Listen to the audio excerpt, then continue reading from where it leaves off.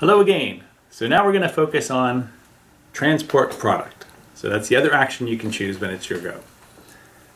Alright, so you'll see I've set it up here. Red player has already bought 2 shipments, 4 metric tons in each, in Bolivia.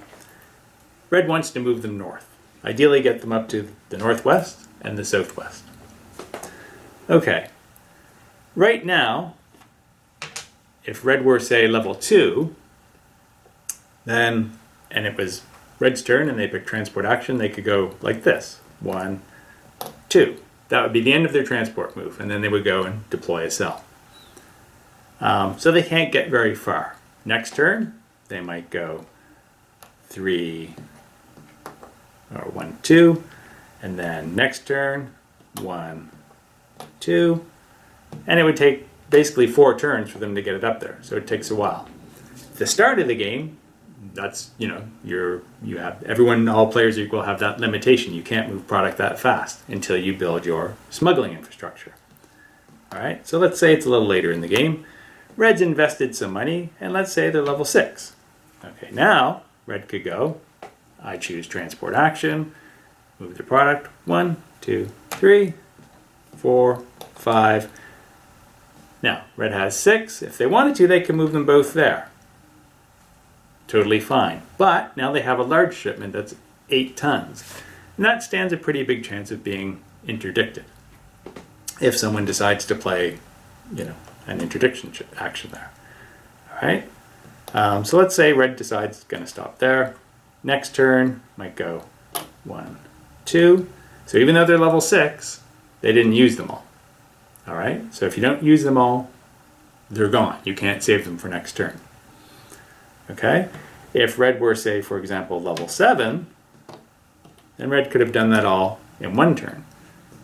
So red would choose, okay, I transport product as my action. 1, 2, 3, 4, 5, 6, 7. Boom. Done in 1 turn because they're level 7. Next turn comes by, red can pick sell product and sell them. Okay, so just a couple other things I want to point out to make sure transport action is clear. You cannot go through a zone if you don't have a cell. So if red didn't have one in Peru, these shipments here are stuck. They cannot get through. Okay, so you can only move to another zone if you have a cell there. So red needs a cell there. All right. You can combine shipments. All right, so let's say red had a 3rd shipment there in Peru. So it has 3 shipments of 4 tons each, and it wants to move them. It can combine them. It can go 1, 2, make 1 big shipment, 3, 4, 5, 6, 7. Okay, so it can combine them and move them. It could have left this one here too if it wanted. The risk of doing that, so you can combine shipments to move them faster, but the downside is when you have a bigger shipment, so at one point, this was like 8 MTs, 8 tons, the risk is that if someone runs an interdiction action, you're going to lose them. So the bigger your shipment is, the more likely it is you're going to lose it. So keep that in mind. You can move more product by combining them, but if you do that, you run a risk of basically losing the whole shipment. Okay, so let's take these off again. Now, what sometimes happens is, and this is why you want a more extensive network, let's say someone puts an interdiction action in Peru, okay, before red even moves.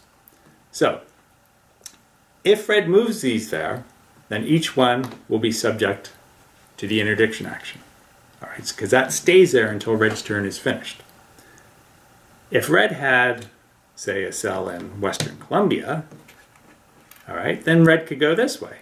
1, 2, 3, 4, 5, 6, 7, for example. All right, so that's why you want to set up a good network, so you have options. So when someone starts launching interdiction actions on you, you have options. You can still get your product to the market where you can sell it and make your money. All right, so that's transport product.